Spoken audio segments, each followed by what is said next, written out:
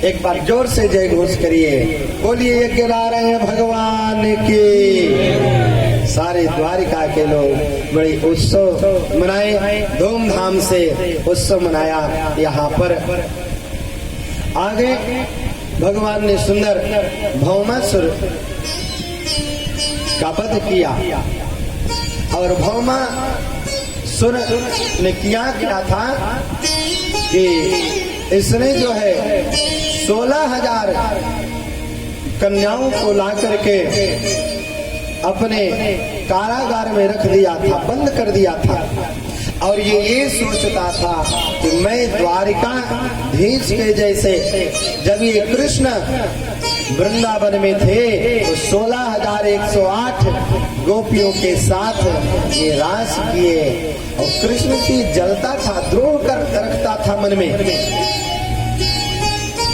और जहां पर जाता था, जिस नगर जिस गांव, वहां से सुंदर सुंदर कन्याओं को चयन करके, अपहरण करके, बलात् हठात ला करके कारागार में, जेल में बंद कर देता था।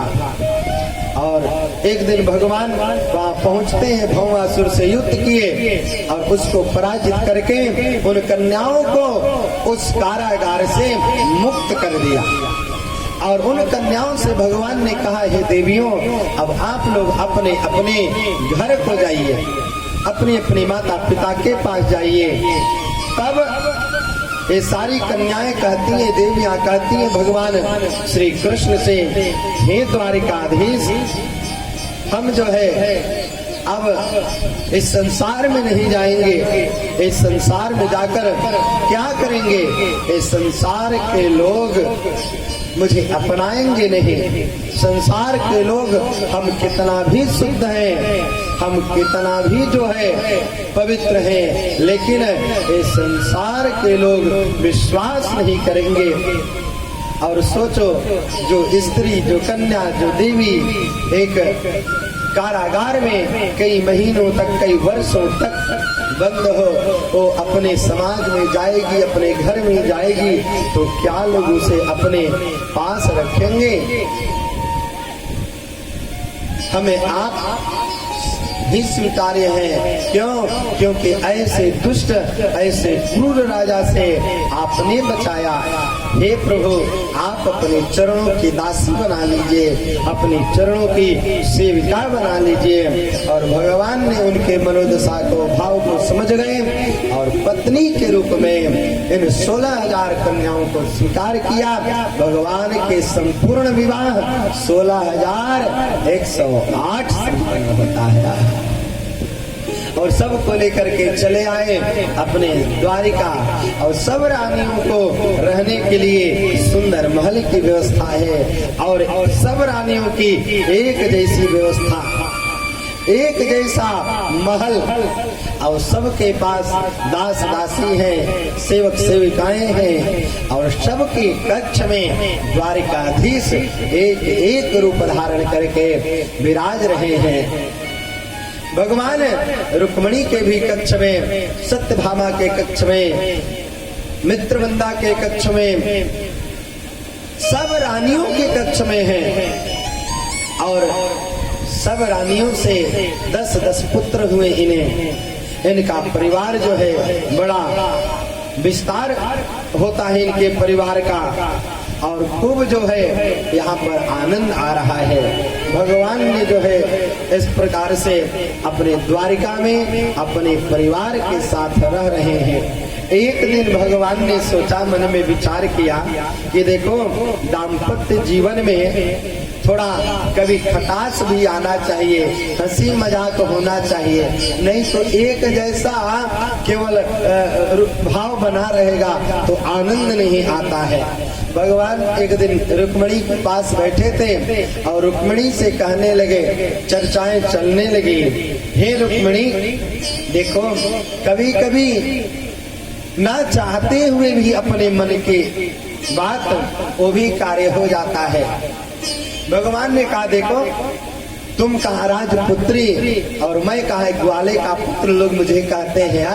कोई ग्वाला का पुत्र कहता है, कोई वसुदेव का पुत्र कहता है, अरे मुझे लोग छलिया कहते हैं, मुझे माखन चोर कहते हैं। भला बताओ, राजकुमारी का विवाह तो राजकुमार के साथ ही होता है तो बड़ा अच्छा लगता है यार। मैं तो कोई राजकुमार हूँ नहीं, मेरे पिता कोई राजा महाराजा थे नहीं, और तुमने विवाह मुझसे क्यों कर लिया? चर्चाएं चलने लगी।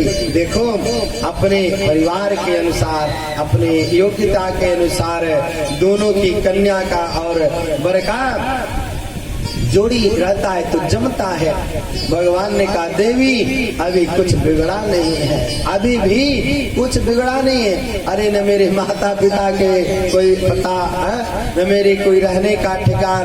मैं जन्म लिया कारागार में, वहां से गोकुल गया, गोकुल से वृंदावन गया और वृंदावन से मथुरा, और मथुरा में कुछ दिन रह पाया कि मैं कंस के जरासंध के डर के मारे भाग करके मैं आकर द्वारिका में छिपा हुआ हूँ। रुक्मणी ने कहा स्वामी मैं समझी नहीं आप क्या कहना चाह रहे हो। अभी कुछ बिगड़ा नहीं है, यदि कोई तुम्हारे मन योग्य कोई राजकुमार मिल जाए तो तुम विवाह कर सकते हो। और इतना जब भगवान ने कहा तो रुक्मणी के मन में वारी ये वास्तव में छलिया है। जब उन ब्रजांगनाओं को छोड़ करके मथुरा चले आए तो हमें भी छोड़ने में इनको देर नहीं होगा, ये कह रहे हैं और करके दिखा देंगे। मूर्छित हो गई और जिस सिंहासन पर बैठी थे मूर्छित अवस्था में आकर के पीछे गिरने लगे। भगवान ने उनके प्रेम को देखा, हमसे एक क्षण भी रुक्मणी दूर नहीं रह पाते हैं। और भगवान तुरंत वहाँ जो है चतुर्भुज रूप में प्रकट हो गए। एक हाथ से रुक्मणी को पकड़ लिया, एक हाथ से रुक्मणी को पकड़ लिया, गोद में बिठा लिया। एक हाथ से सुंदर जो है शरीर को सहलाने लगे, एक हाथ से सुंदर चंवर झुला रहे, बेना हाँकने लगे, ठंडा जो है हवा देने लगे। एक हाथ से उनको जो है जगा रहे हैं। चार भुजा में चारों हाथ से कार्य कर रहे भगवान। रुक्मणी देवी भगवती जगो जगो जगो, उनकी मूर्छा टूटी, पूरी शरीर पसीना पसीना हो गया था। भगवान मुस्कान करते हुए उनके मन की पीड़ा को दूर करते हैं और कहते हैं रुक्मणी मैं तो ये परिहास कर रहा था, मैं तो विनोद में तुमसे कह दिया और तुम वास्तव में सच्ची बात मान गई। रुक्मणी ने कहा देखो महाराज पुरुषों का हृदय बड़ा कठोर होता है, पुरुषों का हृदय बड़ा कठोर होता है, लेकिन स्त्रियां बड़ी भीरू होती हैं। जरा सा भी इनके हृदय को कचोटने वाली, हृदय को तोड़ने वाली कोई इनके मन के विपरीत की बात को करता है तो इनके आंखों से अश्रुपात होने लगता है, ये बर्दाश्त नहीं कर पाती और वो भी पति कह दे कि मैं तुमको छोड़ दूंगा या तुम अपनी व्यवस्था कर लो। भगवान ने कहा नहीं नहीं, हम तो जो है विनोद कर रहे थे। और इस प्रकार से भगवान ने सुंदर रुक्मणी के साथ गृहस्थ आश्रम में रहते हुए सभी पत्नियों को आनंद प्रदान कर रहे हैं, सभी को जो है प्रसन्नता के साथ रख रहे हैं। एक दिन देवर्षि नारद आए और इनके गृहस्थ धर्म का दर्शन किए और दर्शन करके इनको प्रणाम करके पुनः अपने यात्रा में प्रवेश कर जाते हैं। देवर्षि नारद यात्रा करने चले जाते हैं। राजर्षि परीक्षित ने कहा बाणस्य तनयाम उपहे में अदोत्तमः तत्रयो धमभूत घोरम हरिशंकर योर्महत्। राजर्षि परीक्षित ने निवेदन किया श्री महाराज सुखदेव मुनि से मुझे ये बात समझ में नहीं आ रही है कि विष्णु ज्वर और कृष्ण ज्वर, विष्णु ज्वर और शिव ज्वर, शंकर ज्वर ये आपस में क्यों लड़े और उषा और अनिरुद्ध का विवाह कैसे हुआ आप बताइए। उषा और अनिरुद्ध के विवाह का सुंदर वर्णन करते हैं। तस्यो नाम दुहिता स्वप्ने प्रद्युम्निनारती कन्या लभत कांतेना प्रागद्रेष्टा श्रुतेन सा। कहते हैं देखो एक उषा है, बाणासुर की कन्या का नाम उषा, और ये उषा रात्रि के समय जो है सोते हुए इसने स्वप्न देखा और इसने स्वप्न क्या देखा, एक सुंदर सांवला सा राजकुमार आता है मेरे पास और मैं उसके साथ सुंदर विहार की, और वहीं पर हमने वरमाला के द्वारा उनको पति के रूप में वरण कर लिया, यानी विवाह के बंधन में मैं बंध गई। इस प्रकार से जो है वो स्वप्न देखती है, और जब स्वप्न से जगती है उषा, तो देखती क्या है, वहाँ कोई पुरुष नहीं, वहाँ कोई राजकुमार नहीं, केवल उषा ही है। अब ये तो जो मन में महाराज स्वप्न देखे थे, चिंतन करने लगे और मन में संकल्प ले लिया कि अब मैं विवाह इसी के साथ करूंगा जिसके साथ हमने स्वप्न में विवाह किया। अब उसके जीवन में मन में उदासी छाने लगी, रोज उदास रहने लगी। एक उसकी सखी है, एक उसकी मंत्री की बेटी है जो उसकी सखी है। बाणस्य मंत्री कुंभांड चित्रलेखा च तत्सुता सख्या पृच्छन् सखीं पुंसां कौतूहल समन्विता। बाणासुर के मंत्री के कन्या का नाम है चित्रलेखा, जो सुंदर सुंदर चित्र बनाती है। किसी को भी कहो तो केवल नाम सुन करके वैसी आकृति बना देती है। एक दिन अपनी राजकुमारी उषा के मनोदशा को देख करके, उदास देख करके पूछा, हे प्रिय, हे राजकुमारी, हे सखी, आप इतनी उदास क्यों रहती है? कई दिनों से हमने अनुभव किया है। और सारी बात उषा ने बता दी। मैंने स्वप्न में इस राजकुमार का दर्शन किया, मैंने विवाह कर लिया और संकल्प मैंने ले लिया है कि इस जीवन में भी अब जिससे विवाह करूंगी वही राजकुमार होगा, दूसरे पुरुष से मैं विवाह करने वाली नहीं हूँ। वो कौन है, कहाँ का है, न कोई इसके नाम का पता, न उसके गांव का पता, न उसके कुल का पता। चित्रलेखा, तुम तो सुंदर सुंदर चित्र बनाती हो ना, तस्वीर बनाती हो, तस्वीर बनाओ, चित्र बनाओ। और चित्रलेखा लगी चित्र बनाने। अनेक वंशजों के राजकुमारों के चित्र बनाई, लेकिन उषा ने सबका मना कर दिया, ये नहीं, ये नहीं, ये नहीं। और जब यदुवंश में वसुदेवात्मज श्री कृष्ण का चित्र बनाई, प्रद्युम्न का चित्र बनाई, हाँ, लगता है कि इसी के वंश का वो राजकुमार होगा। और आगे अनिरुद्ध का जब जो है चित्र बनाती है चित्रलेखा, तो उषा उनके स्वरूप को देख करके लज्जित हो गई, शर्म के मारे अपने नेत्र को बंद कर लिया, सिर नीचे कर लिया। चित्रलेखा ने कहा, देवी राजकुमारी, ये तो राजकुमार, ये तो द्वारकाधीश से भगवान श्री कृष्ण के पौत्र है, और तुम्हारे पिता और द्वारकाधीश का जो है बात बनती नहीं। द्वारकाधीश से तुम्हारे पिता बाणासुर बहुत दुश्मनी रखते हैं, विरोध रखते हैं, ये तुम्हारा कार्य होगा कैसे? चित्रलेखा ने कहा, नहीं। चित्रलेखा से कहा उषा ने, तुम मायावी विद्याओं को भी जानती हो, और जाओ उस कृष्ण के वंशज को लेकर के आओ और मेरे कक्ष में रख दो।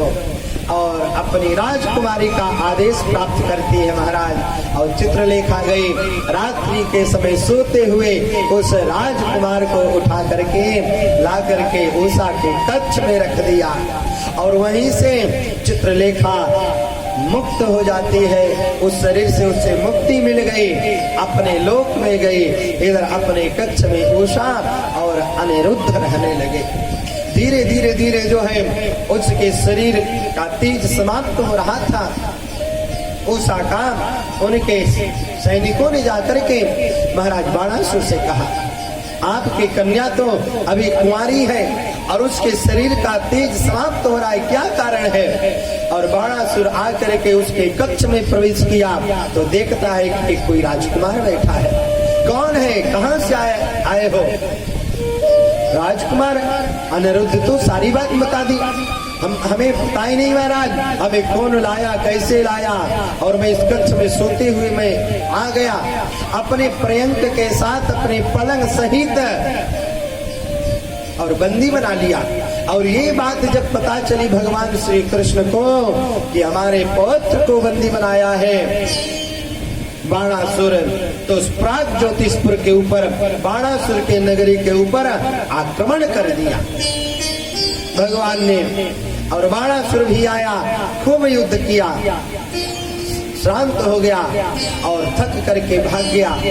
और उसकी माँ थी, उसकी माँ आ करके भगवान के सामने अपने शरीर के वस्त्रों को निकाल करके खड़ी हो गई कि युद्ध नहीं करेंगे, हमारे बच्चे जो है, हमारा बेटा बच जाएगा। और भगवान ने अपना मुख उधर कर लिया, युद्ध शांत हुआ और विष्णु ज्वर माहेश्वर ज्वर में वहां पर युद्ध हुआ। अंत में विष्णु ज्वर माहेश्वर ज्वर को अपने आप में मिला लिया। भगवान शंकर आए, बाणासुर को समझाए कि देखो ये सृष्टि का नियम है, तुम पराजित हो जाओगे। भगवान ने बाणासुर से कहा, देखो मैं संकल्प लिया है, मैं तुम्हारे पिता बलि को मैंने वचन दिया है कि मैं आपके वंशज को कभी नहीं मारूंगा, इसलिए मैं तुम्हें छोड़ रहा हूँ। भगवान शंकर ने कहा, देखो भगवान श्री कृष्ण चाहते तो ये तुम्हें मार सकते थे, लेकिन तुम्हारे पिता को वचन दिए हैं कि तुम्हारे परिवार में कोई भी कैसा भी दुष्ट क्यों ना हो, मैं उसे मारूंगा नहीं। तुम देखो इनके शरणागत हो जाओ और इन अपनी कन्या को जो है अनिरुद्ध के साथ विवाह कर दो। जैसा भगवान शिव ने कहा वैसा सुंदर बाणासुर ने किया और बाणासुर ने अपनी कन्या का विवाह करके अनिरुद्ध के साथ में विदा किया। उषा और अनिरुद्ध जो है सुंदर वापस आते हैं अपने द्वारिका। भगवान श्री कृष्ण लेकर के आए, द्वारिका में जय जयकार होने लगा, चारों तरफ खुशियां होने लगी। भगवान का जो है यदुकुल का बहुत विस्तार हुआ। यहाँ पर इनके परिवार की संख्या का गणना की जाए महाराज तो गणना जल्दी नहीं हो पाएगी। दान खूब करो, विद्याध्ययन खूब करो, ज्ञान खूब अर्जित करो, तीर्थ खूब करो, लेकिन मन में अहंकार ये नहीं लाना चाहिए कि हमने इतना दान किया, इनको दान किया। दान देकर के जैसे दाहिने हाथ से हम दान करते हैं और बाएं हाथ को पता नहीं चलना चाहिए कि हमने कितना जो है दान किया और किसको किया। ये मन में यदि ये बात स्मरण होगी तो कभी न कभी हो सकता है कि हमें अहंकार हो सकता है, इसलिए दान दे करके भूल जाना चाहिए। किसको किसको दान दिया है कभी चर्चा भी नहीं करना चाहिए। एक बार यदुकुल के बच्चे भगवान कृष्ण के वंशज क्रीड़ा करते करते खेलते खेलते द्वारिका के जंगल में गए। और जब द्वारिका के जंगल में गए महाराज तो कुछ बच्चे जो है श्री राम इत्यादि पहुंच गए कुआं के पास और कुआं के पास जाकर के उन्होंने अद्भुत नजारा देखी। नजारा क्या देखी कि इसमें एक विशाल काय जो है सुंदर गिरगिट जीव फंसा हुआ है और इतना बड़ा भयंकर गिरगिट देख करके ये सारे लोग भयभीत हो गए। भैया ये कोई द्वारिका में असुर तो नहीं आ गया है। अब उनको निकालने का प्रयास किया जा रहा है, ये निकलेंगे कैसे? तो भगवान श्री कृष्ण के पास जाकर के उनके वंशजों ने कहा, भगवान कृष्ण ने आकर के उनको निकाला और जो ही अपने हाथ से निकालते हैं तो उस गिरगिट रूपी शरीर को त्याग करके वो जीव मनुष्य के रूप में आ जाते हैं और सुंदर भगवान के सामने हाथ जोड़ करके स्तुति करने लगते हैं। अब यहाँ पर तो द्वारिका के लोग आश्चर्यचकित हो गए। भगवान भी मन में एक क्षण के लिए सोचने लगे, देखो वो तो सर्वंतर्यामी है, फिर भी लीला करते हुए सब द्वारिकावासियों के संग एक बार भ्रमित हो गए। पूछे, भैया आप कौन हो? अभी तो आप इस कुएं में थे और इस शरीर में थे, और जल से बाहर निकलते, कुआं से बाहर आते ही आप मनुष्य शरीर में कैसे आए? तब हाथ जोड़ करके उन्होंने कहा, हे द्वारिकाधीश, मेरा नाम नृग है, नृगो नाम नरेंद्रो हम इच्छवाकुतनयः प्रभो दाने स्वाख्यायमानेषु यदि ते कर्णमस्पृशम। हे द्वारिकाधीश, आप जब दानियों के नामों की चर्चा सुनते हैं तो उसमें एक नाम मेरा भी आता है, राजा नृग का। राजा नृग, मैं इक्ष्वाकु तनय हूँ, मैं सूर्यवंशी महाराज हूँ, मैं सूर्यवंशी राजा हूँ। और महाराज मैं इक्ष्वाकु तनय, मैं खूब दान करता था अपने जीवन में। मैं इतना दान किया कि मुझे ये गति प्राप्त नहीं होनी चाहिए थी, लेकिन दान करने के बाद भी एक मुझसे मिस्टेक, एक छोटी गलती हो गई। बोले क्या हुआ? बोले देखो, मैंने गौदान खूब किया, मैं नित्य ब्राह्मणों को, संतों को खूब गौदान करता था, हमारे पास खूब गौ माताओं की संख्या थी। देखो, दान तो सब प्रकार का दान होता है, लेकिन कुछ दान ऐसे हैं जो अपने आप में महत्वपूर्ण स्थान रखते हैं। जैसे पृथ्वी दान, हमारे जजमान जी ने, मास्टर साहब ने भी यथाशक्ति पृथ्वी दान किया, करना चाहिए। देखो, पहले राजा महाराजाओं के पास खूब पृथ्वी होती थी, खूब लोग दान करते थे। आज उतना नहीं है, तो जो भी उनके नाम, उनके अंश से कुछ तो महाराज निकलना ही चाहिए। दान किया, गौदान भी आज किया, समस्या किया। राजा नृग ने कहा, मैं खूब दान किया, गौदान नित्य जो है ब्राह्मणों को, संतों को दान दे देता था। गौशाले में गौ माताओं की कमी नहीं रहती थी, लाखों लाख की संख्या में गौ माता। एक दिन मैंने एक गाय ब्राह्मण को दिया था दान में, और संजोग बस से वो गौ माता उस ब्राह्मण देवता के, विप्र देवता के घर से आकर के मेरे गौशाले में प्रवेश कर गई, और मैं जान नहीं पाया। मैं तो पूजन पाठ राजकार्य में ही लगा रहता था, ज्यादा मैं भक्ति धर्म में ही अपने समय को देता था। मेरे कार्य तो अधिकतर मेरे मंत्री चलाते थे, और मैं दूसरे दिन जब पूजन से उठा, मंदिर से बाहर आया, अन्न दान किया, वस्त्र दान किया, स्वर्ण दान किया, भूमि दान किया, गौ दान की बारी जब करने की आई, तो मैं संजोग बस जब गौ माताओं का लाइन लगा था, उसी क्रम में, उसी के बीच में वो भी गौ माता आ गई थी, जिसको मैं दान पूर्व में दे दिया था। मैं पहचान नहीं पाया, मैं जान नहीं पाया, क्योंकि कई गायों को मैं दान कर चुका था और रंग नहीं जान पाया। और वो गाय मैं दूसरे विप्र देवता को दान कर दिया, संकल्प कर दिया। और जब वो लेकर के अपने घर जाने लगे, तो जो पूर्व में जिन ब्राह्मण देवता को गौ माता प्राप्त थी, वो अपनी गैया खोजते आए, उस ब्राह्मण को पकड़ लिए। अरे चोर, अरे दुष्ट, तू मेरी गाय चुरा करके ले जा रहा है। उस ब्राह्मण ने कहा, नहीं भैया, मैं काहे को चुराऊं, मैं तो महाराज मुझे दान दिए हैं, मैं दान लेकर के आ रहा हूँ। चलो पूछा, मेरे पास दोनों ब्राह्मण देवता आए, मैंने दोनों ब्राह्मणों को देकर के इस धर्म संकट में पड़ गया। एक ने कहा कि तुम धूर्तता करते हो, तुम ब्राह्मणों को आपस में लड़ाना चाहते हो, इसलिए गौ माता को लाकर के दान कर दिया कि आपस में दोनों ब्राह्मण लड़ जाएं, आपस में युद्ध करें। तुमको दान करना ही था तो दूसरी गाय दान देते। अब मैं कहा, महाराज मैं पहचान नहीं पाया, मैं जान नहीं पाया, मुझसे भूल हो गई, क्षमा करिए। हे ब्राह्मण देवता, दूसरी गाय ले लीजिए, 1 नहीं, 2 नहीं, 100 नहीं, 1000 ले लीजिए, लेकिन आप पुरुष